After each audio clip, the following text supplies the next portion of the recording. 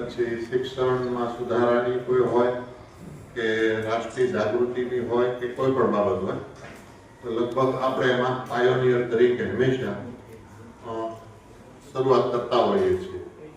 ખાસ કરીને આ મુદ્દો આપણું રાષ્ટ્રગીત છે જે વંદે માતરમ, એ લગભગ બધાને ગમતું હોય છે અને હું તો વર્ષોથી આપણી સ્કૂલોમાં બાળકો પાસે એ ગૌરવતો હોઉં છું. પણ અત્યાર સુધી કેવું હતું કે બે આંકડા રાષ્ટ્રગીતના છે ને એવું લગભગ લોકો માનતા હતા અને આપણે યુટ્યુબમાં કે કંઈક લઈએ તો બે આંકડા મોટા ભાગે ગવાતા હતા. પણ પહેલી વાર પાર્લામેન્ટની અંદર આખા ગીતની ઉલ્લેખના થઈ અને એકચ્યુઅલી આ વંદે માતરમ ગીત એ બંકિમચંદ્ર ચટ્ટોપાધ્યાયે 150 વર્ષ પહેલા રચના કરી હતી અને ભારત માતા કોણ તેનું એક ચિત્ર પણ એમને જે તે વખતે સૌથી પહેલું હાથેથી કલર કરીને દોરેલું અને એના મનમાં ભારત માતાનું ચિત્ર અને ગીત એ દુર્ગા માને સમક્ષ રાખી અને આખી રચના લગભગ કરી તેવું માનવામાં આવે છે. તો એ હવે આખું ગીત લોકો સુધી લઈ જવા માટે અમે આ નમ્ર પ્રયાસ કર્યો છે. તો ખાસ કરીને કોઈ પણ વાત છે બાળકોથી વાલીઓ અને વાલીઓથી સમાજ સુધી પહોંચતી હોય છે. તો અમે આ માધ્યમને લઈને ચાલીએ છીએ અને સરદાર વલ્લભભાઈ પટેલ જે ભારત માટે ગૌરવ છે ને એ આપણા ગુજરાતના છે અને એમને જે તે વખતથી લઈ આપણે ભારત રત્ન આપવા સુધીની જે વાત છે ને એમાં જોઈએ ને તો આપણે અત્યારે મુદ્દો નથી પણ આ તો ખાલી વાત કરું છું કે એમને અન્યાય જે તે વખતે થયેલો જ્યારે લોકમત લીધો, આપણે ઘણી બધી વાતો સાંભળી છે. મારી કરતા આ બાબતથી તમે વધારે વાકેફ છો. તો એમના પણ 150 વર્ષ થયા છે. તો બેને લઈને આપણે પ્રોગ્રામ કરવા જઈ રહ્યા છીએ. તો આ પ્રોગ્રામ બે તબક્કાનો છે. એક મહાયાત્રા અને બીજો પ્રોગ્રામ સ્થળ ઉપર. તો પહેલા મહાયાત્રાની જો હું આપને વાત કરું તો 11 તારીખ અને રવિવારે અમે જનરલ બધાને 1 વાગ્યે બોલાવ્યા છે કારણ કે સ્વાભાવિક છે ગોઠવતા બહુ મોટી યાત્રા થશે. અમને એવું બેસે છે કે જે રીતે અમારા વાલીઓએ અમને જે રીતે બહુ પ્રોત્સાહિત કર્યા છે તો વિદ્યાર્થી અને વાલીઓ થઈ અને 25,000 લોકો આ મહાયાત્રામાં જોડાય છે એવું અનુમાન અમે અત્યારે જે રીતે વાલીઓ રિસ્પોન્સ કરે છે, છોકરાઓ થનગની રહ્યા છે એને જોતા એવું લાગે છે. તો લગભગ આ ભાવનગરમાં તો નહીં પણ ભારતની અંદર વંદે માતરમને રિલેટેડ આ પહેલો કાર્યક્રમ દેશ આઝાદ થયો પછી થવા જઈ રહ્યો છે અને પછી 100% કોઈને કોઈ શહેરોમાં આવું જોવા મળશે પણ એના માટેનું ગૌરવ આપણે લઈ શકશું કે આ અમારી ભાવનગરમાંથી આ વાત ગઈ છે. તો રવિવારે બપોરે 1 વાગ્યાથી આ યાત્રા નીકળે અને ગધેડિયા ફિલ્ડની અંદર જવાહર મેદાનની અંદર 4 વાગે પહોંચશે. 4 થી 4:30 બધું બેસાડવા માટેનું મેનેજમેન્ટ થશે. 4:30 થી 5 ફોર્માલિટી કાર્યક્રમ થશે કે જેમાં સંતો મોટી સંખ્યામાં સંતો જોડાવાના છે. એમાં સ્વામિનારાયણના સંતો આવી જશે અને સનાતન હિન્દુ ધર્મના પણ મોટા મોટા સંતો એમાં ઉપસ્થિત રહે અને અમારા વિદ્યાર્થીઓ, વાલીઓ અને અમને આશીર્વાદ આપવા ઉપસ્થિત રહેવાના છે. તો એ બધું ગોઠવતા અડધી કલાક 4:30 થી 5 આ બધી ફોર્માલિટી બધી બદલી જશે. 5 સાંઈરામભાઈ વંદે માતરમનું રિલેટેડ એની શૈલીની અંદર વાત કરશે 1 કલાક. 5 વાગ્યા 5 થી 6 વાગે કીર્તિદાનભાઈ વંદે માતરમને રિલેટેડ બધા દેશભક્તિના ગીતો અને વંદે માતરમ આખું સરસ રીતે ગાશે અને જે ઉપસ્થિત લોકો છે એને ઇન્વોલ્વ કરીને ગૌરવશે. એટલે એ કાર્યક્રમ 2 જગ્યાનો અને ત્યાં સ્થળ ઉપર જે કાર્યક્રમ છે એમાં બધા જ અમારા છોકરાઓ અત્યારે ઘરે તૈયારી કરી રહ્યા છે. શાળામાં 2 વાર, 1 વાર ક્લાસમાં અને 1 વાર, કારણ કે સ્માર્ટ બોર્ડ હવે બધા ક્લાસમાં ફરજિયાત થઈ ગયા છે તો ઈઝી થઈ ગયું છે. લિરિક્સ સાથે મૂકી દઈએ તો એ પ્રમાણે વાંચતું જાય, એ પ્રમાણે વાંચતા જાય, લગભગ બધાને કંઠસ્થ થઈ ગયું છે. લિંક પણ ઘરે એ લોકોએ ઓપન કરી અને પોતાના વાલીઓને પણ ઓલમોસ્ટ ગૌરવ તૈયાર કરી દીધા છે. એટલે એ બધા જ એક સાથે ઊભા થઈ અને લગભગ 40,000 લોકો વંદે માતરમ ગીત ગાશે એવું અનુમાન છે.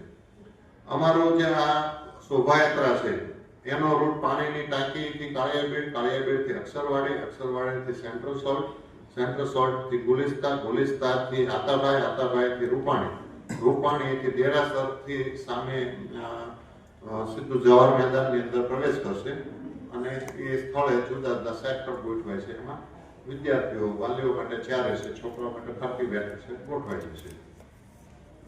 એના આકર્ષણ બહુ સરસ છે. એટલે લગભગ મેં આપણે કીધું 25,000 આસપાસ તો લોકો રેલીમાં હશે. ઉપરાંત બીજા વાલીઓ જે યાત્રામાં ન જોડાય એ બધા સ્થળ ઉપર છે. અને એમાં અમારું જે શોભાયાત્રા છે એ શંખનાદ, કારણ કે શ્રી કૃષ્ણ ભગવાનના 4 આયુધ શંખ, ચક્ર, ગદા અને પદ્મ. કોઈ પણ સારું કાર્ય કરતા પહેલા શંખનાદ થાય એવું આપણા હિન્દુ શાસ્ત્રોની અંદર છે. એટલે અમારી આ જે મહાયાત્રા છે એ લગભગ 400 વિદ્યાર્થીઓ ભેગા થઈને શંખનાદ કરશે અને પછી આ સરસ્વતી માતાનો શ્લોકથી મંગળાચરણ કરીશું અને પછી ત્યાં સ્ટાર્ટિંગ માટે કલર શોટ, પછી ફુગા વડે અનાવરણ. એટલે ફુગા પણ અમે પ્રમાણમાં ઓછા એટલા માટે કે હવાનું તો પ્રદૂષણ છે જ, પણ એક વંદે માતરમનો લોગો ક્લિક કરવા હાટું બહુ લિમિટેડ ક્વોન્ટિટીની અંદર ફુગા રાખીને એ મહાયાત્રાને ખુલ્લી મૂકી અને જેની અંદર મહાયાત્રામાં ભારત માતાનું આખું મૂર્તિ તૈયાર થાય છે. કે અત્યારે જે આપણે ભારત માતા છે એ થોડાક આધુનિક રીતે તૈયાર કરેલા હોય છે. બંકિમચંદ્ર ચટ્ટોપાધ્યાય ચતુર્ભુજ વાળા ભારત માતા કલ્પના કરેલી હતી. બેનું થોડું મિશ્રણ લઈ અને અત્યારે અમારા શિક્ષકો અને વિદ્યાર્થીઓ ભેગા થઈને ભારત માતાની મૂર્તિ તૈયાર કરી રહ્યા છે. બીજી જગ્યાએ બીજા કેમ્પસમાં સરદાર પટેલ જે આપણી પાસે અહીંયા મ્યુનિસિપાલિટીમાં કે સરદાર સમિતિમાં જે રેડી હતા એ લઈ આવીને આખો સરદાર ડેમ બનાવીને તૈયાર થયા.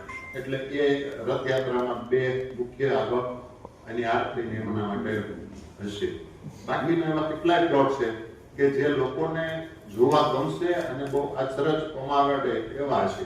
પણ એ બધા જ જે પ્લોટ છે એ બધા જ અમારા બાળકોએ અને શિક્ષકોએ તૈયાર કર્યા છે, નહીં કે કોઈ પ્રોફેશનલ કલાકારો. અને અમે ત્યાં રોજ અલગ અલગ જગ્યાએ જોવા જઈએ છીએ તો અમને આનંદ થાય કે આટલું સરસ છોકરાઓ ઉત્સાહથી જે કામ કરે છે. તો એવા બધા કેટલા પ્લોટ છે. પછી 400 થી વધારે બાલિકાઓ ભારત માતા બનીને આવશે અને 300 થી વધુ બાળકો સરદાર પટેલ બનીને આવશે. એ સરદાર પટેલ ભારત માતાની જે મૂર્તિ છે એની સાથે સાથે ભારત માતાઓ જે બાલિકાઓ બની છે એ ચાલશે અને બાળકો સરદાર પટેલ બન્યા છે. સરદાર પટેલની મૂર્તિના ફરતા સરદાર પટેલ ચાલશે. એવી રીતે આખું રૂટ તૈયાર થશે. જેમાં ટીમલી નૃત્ય, સીધી ધમાલ, છોકરાઓને થોડોક આકર્ષણ રહે, જોવે અને મજા આવે એના માટે એ છે. પછી નાસિક ઢોલ છે. પછી અમારા સ્કૂલના 2 બેન્ડ છે કે એક સરદારનગર હાયર સેકન્ડરીનું બેન્ડ સરસ મજાનું બાળકોએ તૈયાર કર્યું છે. એક નૈમિષારણ્ય સ્કૂલનું બેન્ડ બહુ સરસ તૈયાર કર્યું છે. સાંભળીએ તો જૂનું કે જે કીબોર્ડ વગરના બેન્ડ હતા અને ઓરિજિનલ ટ્યુન સંભળાતી એ સ્ટાઇલથી વંદે માતરમ ને બધું સરસ છોકરાઓએ તૈયાર કર્યું છે. જેમાં ગર્લ્સ અને બોયઝ બંને એમાં સાજિંદાઓ તરીકે હશે. પછી સ્કેટિંગના જે બાળકો છે એ આગળ બધા સ્કેટિંગથી ચાલતા હશે. પછી બાળકો રાસ ગરબા કરતા હશે, કરાટે હશે, બ્લેક કમાન્ડોઓ છે, વિવિધ વેશભૂષાઓમાં હશે અને મોટી સંખ્યામાં બધા સંતો આ શોભાયાત્રામાં જોડાવાના છે. અમારા આ શોભાયાત્રા છે મહાયાત્રા, એની થીમ અમે પીતાંબર રાખી છે. પીતાંબર એટલે કૃષ્ણ ભગવાનને મનગમતો ડ્રેસ એટલે પીતાંબર. એટલા માટે અમે પીતાંબરની થીમ સાથે આ કરવાના છીએ. કારણ કે કૃષ્ણ ભગવાનને પીતાંબર વસ્ત્રો બહુ પસંદ હતા અને એને પણ અમે આગળ પેલું કરવાના છીએ. આપણે વસંત પંચમીનો ઉત્સવ ઉજવતા હોઈએ છીએ અથવા તો અમે દર વસંત પંચમીએ જે દરેક કેમ્પસમાં યજ્ઞ કરતા હોય એમાં પીળા વસ્ત્રો, કારણ કે સરસ્વતી માને પણ પીળા વસ્ત્રો પસંદ હતા, એટલા માટે અમે એ કલર સનાતન હિન્દુ ધર્મને કનેક્ટ છીએ. બાળકો પણ, કારણ કે આપણું ફ્યુચર એ છે, એટલા માટે અમે એ રાખ્યો છે. ટાઈમિંગની રીતે 4:15 વાગે મોડા અમે જવાહર મેદાનમાં પહોંચી જવાના છીએ અને 7 વાગે અથવા 7:10 અમારો કીર્તિદાનભાઈ વાળો, સાંઈરામભાઈ વાળો અને સંતોના આશીર્વાદ વાળો બધો કાર્યક્રમ પતી જશે અને 7:10 થી 7:15 સુધીમાં ભાવનગરની અંદર પહેલી વાર પેલો ડ્રોન શો થશે અને તમે કોઈ ને કોઈ કાર્યક્રમમાં લગભગ બધાએ માણ્યા જ હશે. પણ લાસ્ટ એક ફંક્શન હતું પાળિયાદ પાસે, તો અમારા 2 પ્રિન્સિપાલ સાહેબો ત્યાં જોવા ગયા હતા, તો બહુ ગમ્યું હતું કે આપણે આવડા મોટા હોવા છતાંય તે આપણે તો બહુ રખડેલા હોય તો એ ડ્રોન શોમાં તો બધા અવાક થઈ જાય છે.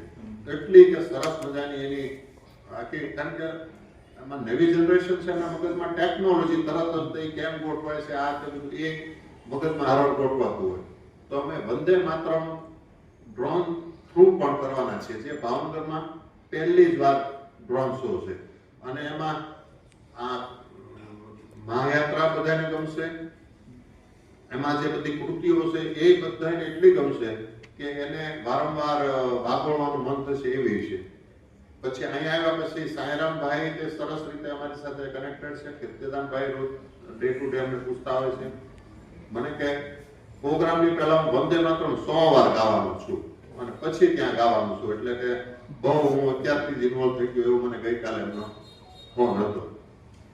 અને ઉપરાંત 450 આજુબાજુ ડ્રોનથી પૂર્ણાહુતિ થશે, એટલે આખો પ્રોગ્રામ વાવ ફિલિંગ્સથી અમે શરૂ કરશું, વાવ ફિલિંગ્સથી પૂરો કરશું અને નાના બાળકથી લઈ અને વૃદ્ધ સુધીના બધા જ ખુશ થશે અને અમને શુભાશીષ અને વિશેષ કરશે એમાં અમને સહેજ પણ શંકા નથી. એમાં શુભકામનાઓ દેવામાં તમે ઈશ્વર ના કે આ ગુરુકુળ આ જે પ્રોગ્રામ કર્યો છે એમાં અમને બહુ મજા આવી. આવો એક અમે માત્ર આપણા ગામને કંઈક ગૌરવ અપાવવા માટે, આપણા ગામનું કંઈક નામ આગળ પેલું કરવા માટે આવો અમે પ્રયત્ન કરીએ છીએ. એમાં સમગ્ર ભાવનગરનો અમને સહકાર છે, તો તમે તો બધા એકદમ પારિવારિક બધા સંબંધથી જોડાયેલા છો, તો તમારો સહકાર અમને 100% સાંપડશે એવી અપેક્ષા છે.